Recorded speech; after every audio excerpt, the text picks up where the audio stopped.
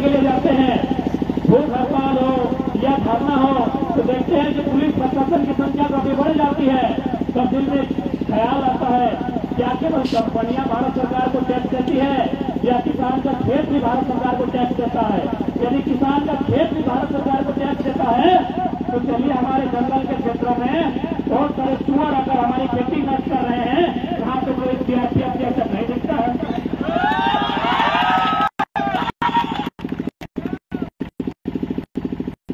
इसलिए मैं क्योंकि यहाँ जितने भी पुलिसकर्मी तैनात हैं, चाहे सियासत के हैं या झारखंड पुलिस के हैं, भले आपकी ऊंचाई 170 सेंटीमीटर है, लेकिन आपके सीने में 12 सेंटीमीटर का दिल भी है, इस बात को याद रखिएगा। जितने सारे लोग हैं पदाधिकारी, उनसे भी मेरा निवेदन होगा कि हमारी लड़ाई सिस्टम से है। हम जानते हैं हमारे लोग भी पुलिस में बहुत ज्यादा है और आप लोग भी मिडिल क्लास फैमिली से हैं। आप भी किसी गरीब किसान मजदूर मिडिल क्लास फैमिली का बेटा बेटी है, इसीलिए पुलिस और थर्ड और फोर्थ ग्रेड की नौकरी कर रहे हैं।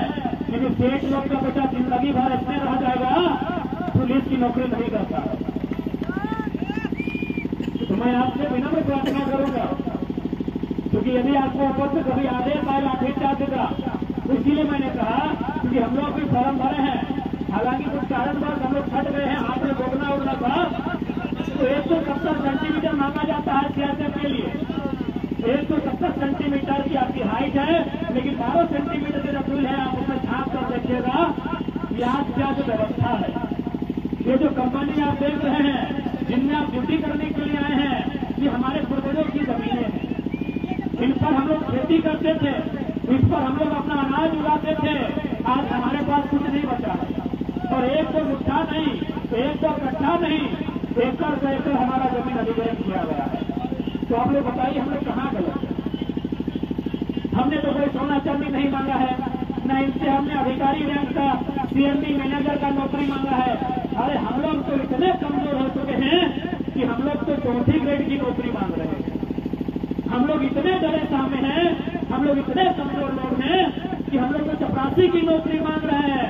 गनीमत है ये महाराष्ट्र नहीं है, ये महाराष्ट्र नहीं है।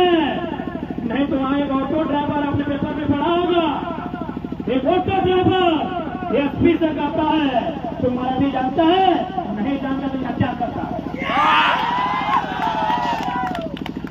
एक मामूली ऑटो ड्राइवर एक आईएएस पदाधिकारी से जिला के सुप्रिंटेंडेंट ऑफ पुलिस उससे आंख मिला के बात करता है कि क्या एसपी साहब आप मराठी जानते हैं? अरे नहीं जानते थे, घास खेल रहे क्या? लेकिन ये झारखंड है, ये झारखंड है और ये झारखंडी है। इनका दिल कितना बड़ा है, इतना बड़ा दिल है कि इतना बड़ा फैक्ट्री लगाने दिया है। ऊपर से इन लोग मजदूरी नहीं कर सकता है, इन लोग फोर्थ ग्रेड का नौकरी नहीं कर सकता है। और इसीलिए पैसे कितना आ रहा है, हम पूरे दावे के साथ करते हैं उनका एक हिस्सा जमीन कंपनी में हो गया।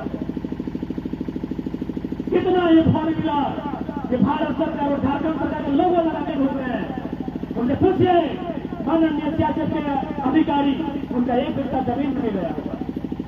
हमने अपने पूर्वजों को खेत बर्बाद किया इस कंपनी में, और आज हमारे लोग भूख हड़ताल पर बैठे हैं, आज हमारे लोग धरने पर बैठे हैं। क्या यही दिन के लिए भारत एक लोकतांत्रिक देश के रूप में परिवर्तित हुआ है? क्या इसी दिन के लिए भारत के लोकतंत्र की स्थापना हुई है?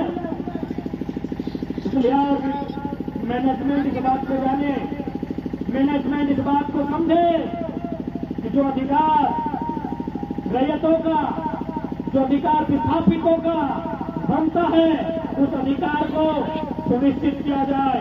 नहीं तो अगली बार हम लोग भूख हड़ताल समर्थन के लिए नहीं, केस नंबर 1 को जाम करने के लिए आएंगे। इस बात को भी याद रखिएगा।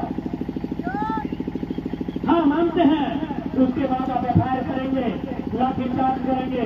अरे झारखंडी का तस्वीर में ये गोली खाना, लाठी को तो जोड़ दिया। झारखंडी का तस्वीर में ये लाठी और गोली खाना, तो उससे हम लोग पीछे नहीं हटेंगे। लेकिन जो आज दमनकारी व्यवस्था इस राज्य में चल रही है, कोयलांचल से कोल्हान से लेकर कोडरमा का, उसके खिलाफ आवाज करेंगे और उस दमनकारी नीतियों का विरोध करेंगे। क्योंकि ये लड़ाई माफी की है, ये लड़ाई अधिकार की है, ये लड़ाई नियोजन की है, ये लड़ाई आर पार की है। तो क्या अब राजधानी कोडरमा के नौजवान इस आर पार की लड़ाई के लिए तैयार हैं? जेल जाने की नौबत आएगी, तैयार हैं? फर्जी मुकदमा में फंसा दिए जाओगे, क्या आप तैयार हैं? यदि तैयार हैं तो यकीन मानिए इस राज्य में एक बहुत बड़ा बदलाव आएगा, एक बहुत बड़ा बदलाव आएगा, एक बहुत बड़ा बदलाव आएगा। और बवाल में कोई भी पैमाना नहीं जाएगा।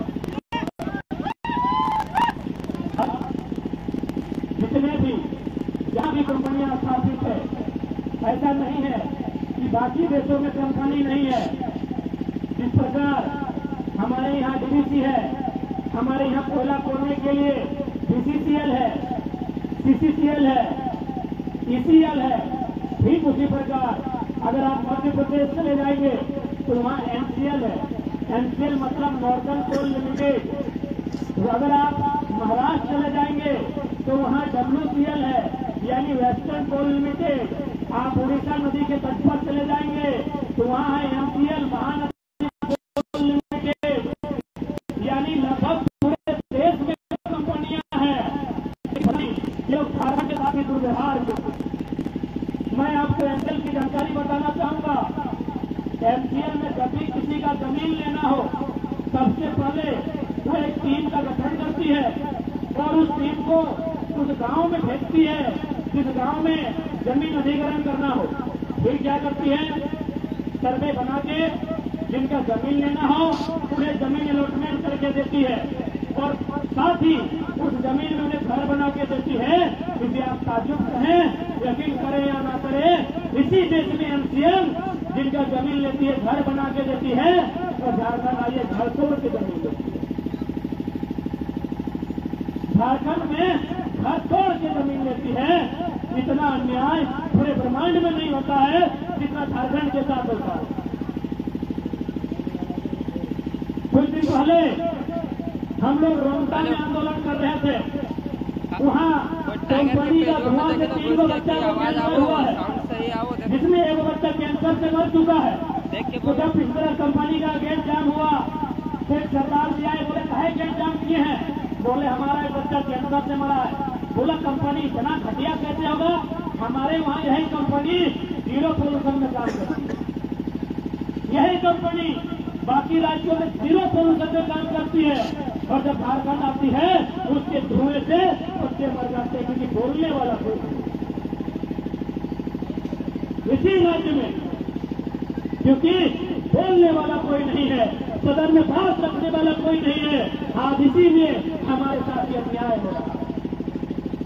इसलिए आज अब हमें जो आंदोलन हम लोग सड़कों पर कर रहे हैं, जो आंदोलन आज हम लोग कंपनी के गेट के सामने कर रहे हैं और जो बातें रख रहे हैं, इन बातों को हमें सदन में रखने की दरकार है। यदि आप सदन में लोगों को चुनकर नहीं भेजते हैं तो आने वाले 20 सालों में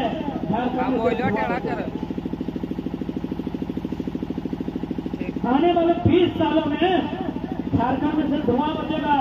इसीलिए शुरुआत 2024 के लोकसभा से कीजिए, भावनाओं में नहीं।